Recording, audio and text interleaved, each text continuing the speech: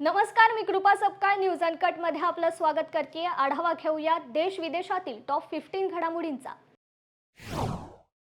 अमेरिकेचे नागरिकत्व मिळवण्यात भारतीय दुसऱ्या स्थानावर आहे। यूएस सिटिझनशिप अँड इमिग्रेशन सर्व्हिसेसने जाहीर केलेल्या अहवालानुसार एकूण 8.7 लाख विदेशी नागरिकांना अमेरिकेचे नागरिकत्व मिळाले। सर्वाधिक मेक्सिकोच्या नागरिकांना, त्यानंतर भारतीयांना नागरिकत्व मिळाले। इस्रायलच्या सैनिकांनी आज राफा शहरात अत्यंत नाट्यपूर्ण कारवाई करत हमासच्या ताब्यातील 2 ओलिसांची सुटका केली आहे। ही कारवाई करताना इस्रायलने केलेल्या जोरदार हवाई हल्ल्यात किमान 67 पॅलेस्टिनी नागरिक मारले गेलेत। हमासच्या ताब्यात जवळपास 100 ओलीस असून त्यांची सुटका करण्याच्या इस्रायलच्या प्रयत्नांना छोटे यश मिळाले। मात्र यामुळे शांतता कराराचा मार्ग आणखीच खडतर झालाय। फ्लोरिडाच्या आंतरराज्यीय महामार्गावर पायलटने आपत्काली लँडिंग करण्याचा प्रयत्न केल्यामुळे विमानाचा अपघात होऊन 2 जण ठार झालेत। हायवे एक्झिट जवळ अपघात झाला तेव्हा 5 लोक या खासगी जेटमध्ये बसलेले।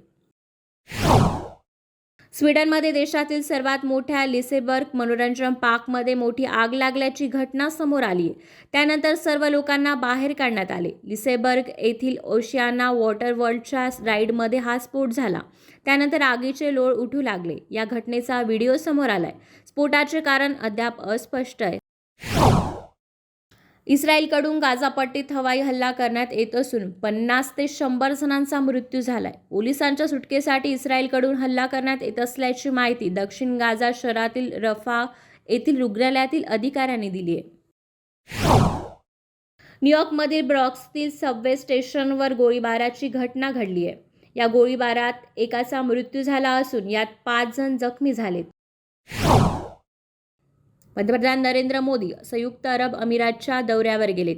मुस्लिम देश यूएईची राजधानी अबुधाबीमध्ये एका मंदिराचे उद्घाटन करणार आहे। गुलाबी वाळू दगडाने बनलेले मंदिर हे 27 एकरमध्ये पसरलेले आहे। पंतप्रधानांच्या दौऱ्याबाबत पंतप्रधान कार्यालयाने जारी केलेल्या निवेदनानुसार 2015 पासून पीएम मोदींचा यूएईचा हा 7वा दौरा आहे। IMF व वर्ल्ड बँक यांनी गाझापट्टीतील इस्रायल-हमास युद्ध व रेड सी जहाज हल्ला या प्रकरणामुळे जागतिक अर्थव्यवस्थेला धोक्याचा इशारा दिलाय। यापूर्वी हमास युद्धाचा मध्य पूर्व उत्तर अमेरिकेच्या अर्थव्यवस्थेवर नकारात्मक परिणाम झाल्याचे दिसून आले होते, अशी स्पष्टोक्ती इंटरनॅशनल मॉनिटरी फंडच्या व्यवस्थापिका संचालिका क्रिस्टेटालियाना जॉर्जिया यांनी दिली आहे। केनियाचा स्टार ॲथलीट्स केल्विन किप्टम आणि त्यांच्या प्रशिक्षकाचा रिफ्ट व्हॅलीमध्ये कार अपघातात मृत्यू झालाय। या अपघातामुळे 2 तास आणि 1 मिनिटापेक्षा कमी वेळेत ॲम्ब्युलन्स क्लासिक धावणाऱ्या एकमेव खेळाडूच्या कारकिर्दीचा अंत झालाय। गेल्या काही वर्षात त्याने अनेक मोठ्या विक्रमांना गवसणी घातली। त्याने एलिट मॅरेथॉनमध्ये 3 वेळा जागतिक विक्रम केलेला। जम्मू काश्मीरचे माजी मुख्यमंत्री व नॅशनल कॉन्फरन्सचे अध्यक्ष फारुख अब्दुल्ला यांना ईडीने अडसमन्स पाठवलाय। 86 वर्षीय फारुख अब्दुल्लांना मनी लॉन्ड्रिंग प्रकरणात समन्स बजावलाय। गेल्या महिन्यातही त्यांना या प्रकरणी चौकशीसाठी बोलवण्यात आले होते, मात्र ते हजर राहिले नाहीत। हे प्रकरण जम्मू काश्मीर क्रिकेट असोसिएशन मनी लॉन्ड्रिंगशी संबंधित आहे। दिल्लीतील लाल किल्ला व आजूबाजूचा भाग सध्या सुरक्षेच्या कारणास्तव पर्यटकांसाठी बंद करण्यात आलाय। सध्या या भागात चोख पोलीस बंदोबस्त आहे। मुघल काळातील महत्त्वाच्या वास्तूपैकी एक आणि युनेस्को वर्ल्ड हेरिटेज साईट मधील एक लाल किल्ला बंद करण्यात आलाय। देशभरातील विविध शेतकरी संघटनांनी पुन्हा एकदा केंद्र सरकार विरोधात आंदोलन पुकारलं असून चलो दिल्लीचा नारा दिलाय। शेतकऱ्यांना रोखण्यासाठी पोलिसांनी दिल्लीला लागून असलेल्या सर्व राज्यांच्या सीमा बंद केल्यात। पोलिसांनी परिस्थिती नियंत्रणात आणण्यासाठी अश्रुधुराच्या नळकांड्या फोडल्या। यामुळे शंभू बॉर्डरवर धुराचे लोट दिसून येत होते। यावेळी शेतकरी आणि पोलिसांमध्ये काहीशी झटापट बघायला भेटली।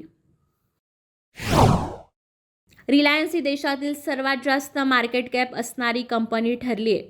मुकेश अंबानींच्या रिलायन्स इंडस्ट्रीज लिमिटेडच्या मार्केट कंपनीने 20 लाख कोटी रुपयांचा टप्पा ओलांडलाय। 20 लाख कोटी मार्केट कॅपचा टप्पा ओलांडणारी रिलायन्स ही देशातील पहिली कंपनी ठरली आहे। 2024 मध्ये रिलायन्स इंडस्ट्रीज लिमिटेडच्या शेअर्समध्ये जवळपास 12% वाढ झाली आहे।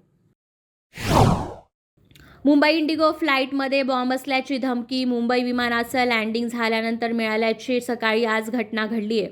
SAE-5188 या विमानाला सुरक्षेच्या कारणास्तव एका कोपऱ्यात नेण्यात आले. त्यानंतर बॉम्ब स्क्वॉडने विमानाची तपासणी केली. विमानामध्ये कोणताही बॉम्ब आढळलेला नाही. नंतर हे विमान पुढे कार्यरत करण्यात आले. सध्या धमकीच्या कॉलबाबत तपास सुरू आहे. दिल्लीतील कथित दारू घोटाळ्यात जवळपास वर्षभरापासून तुरुंगात असलेले आम आदमी पक्षाचे ज्येष्ठ नेते मनीष सिसोदिया यांना अंतरिम जामीन मिळालाय. 3 दिवसांसाठी ते तुरुंगातून बाहेर असणार आहे. 13 ते 15 फेब्रुवारीपर्यंत ते तुरुंगाबाहेर राहणार आहेत. टॉप 15 मध्ये इथेच थांबूयात. पाहत रहा न्यूज अनकट. धन्यवाद.